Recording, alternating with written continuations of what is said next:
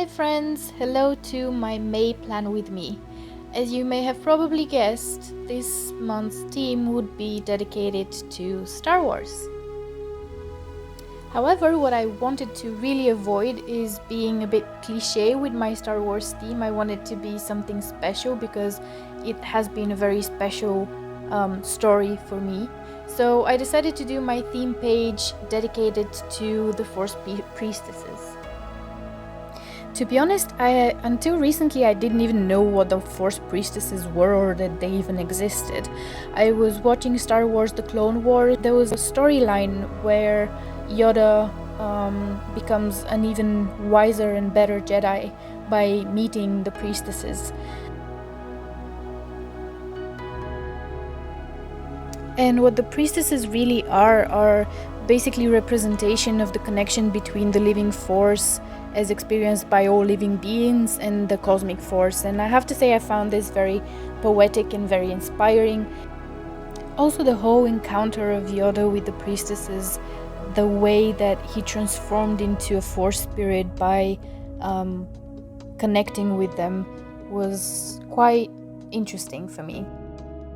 For a while now, I knew that I don't use as much as I wanted to the big calendars in the beginning of my monthlies, but it was very difficult for some reason to do away with them. So I decided that in place of that kind of grid calendar that I hardly ever write anything on, I would make a content calendar. So I still have a full month of May outlined in one page, but I would use it to actually write things that are useful for me.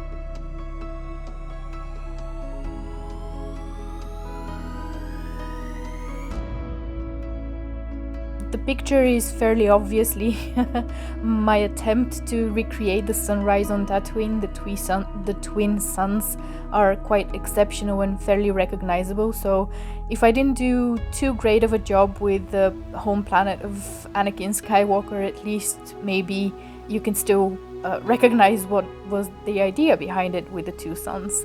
I still like the outcome quite a lot. The only real big takeaway that I have at this point is to never, ever, ever use that masking fluid in my bullet journal. The pages are thick, and even then, you can see that it actually ripped part of the page on one of the suns. Lucky it was just the top layer of the paper, so I could actually use a bit of glue to cover it back. So you don't really see it even now. But the moment it ripped, it really, my heart ripped with it, so it was very scary. Anyways, something else interesting that happened, the gouache was covering so nicely the paper that I couldn't see any more the dots. So it was a bit difficult to find the straight lines without using a ruler as a cross-reference with the neighboring page. But anyways, it worked. So my mood tracker this month would be a lightsaber. I've seen that on Pinterest, several representations that the different lights in the lightsaber represent the mood. I'm not sure how it would turn out. I'm afraid it might be a bit too colorful for my taste, especially knowing how iconic the look of the lightsabers are. But I absolutely love the idea, so I'm still going to give it a try nonetheless. My habit trackers I'm keeping exactly the same like last month. I found that layout incredibly useful, and also it allowed me to sneak in one more landscape picture, even if it's a bit more stylized.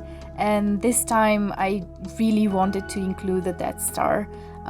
But I felt a bit overwhelmed by doing it a bit more realistically to how it appears in the movie, because it's so iconic and I love how it looks so much. So I decided to go for this a bit more line art styling of the Death Star and the planet that it eventually destroys. And last thing, I haven't included actually a typical Star Wars font, so I decided to give it a try and emulate it. So by this time I've been drawing or painting already for 7 hours, and I decided to keep my weeklies very simple. I dedicated each week to a specific group that I particularly enjoyed from the universe. In the first week, we got the droids. We start naturally with R2-D2, we have a Bato droid, WAC-47, which is a very funny one, BB-8, C-3PO, 21B, which is a medical droid who helped Luke with his new arm. And we have Chopper, who is from the Phoenix Squad, also from Star Wars Rebels, that I really enjoyed. And I have a very simple rolling weekly for tasks for work and personal things. Then on the second week of May we have Jedi, or kind of. So first we have Leia, of course, Princess Leia. We have Yoda, Obi-Wan. I really, honestly, absolutely hate the character of Anakin Skywalker, but I absolutely love Darth Vader, so Anakin was kind of in a training to be a Jedi, and I decided instead, because I didn't want to have him in my spreads, to include Darth Vader. We have Ahsoka Tano, which is pretty awesome in the Star Wars series on Disney+. We have Luke and Qui-Gon Jinn. Then in week 3 we go flying, so we have different ships from the universe. We start with my absolute all-time favorite, the TIE Fighters, the Millennium Falcon, of course, an ARC-47, which is like a rebellion ship, the X-Wing also, a Star Destroyer, which is a pretty badass Imperial ship, the TIE of Darth Vader, or TIE Advanced, and Slave One, which looks pretty impressive. And I save my favorite for last, so the Sith. They are week 4 in May, and we start with Darth Maul, Darth Vader, Kylo Ren, which is not necessarily my favorite character, but he looks pretty cool, General Grievous, whom I absolutely hate, but he's an incredible killing machine. Also, yes, he's not a Sith, but he's pretty darn close to it, Count Dooku, and Emperor Palpatine. To be honest, I'm not crazy about how Emperor Palpatine's icon came out, but at this point I was so tired that I'm okay, I can live with it. And last but not least is the symbol of the Sith Empire. I'm reading a book about the Sith at the moment, and I find them absolutely fascinating. So here's a quick final flip through. I hope you like it. I am absolutely obsessed with it. If you did enjoy it, consider leaving a thumbs up and maybe even following me. See you next time!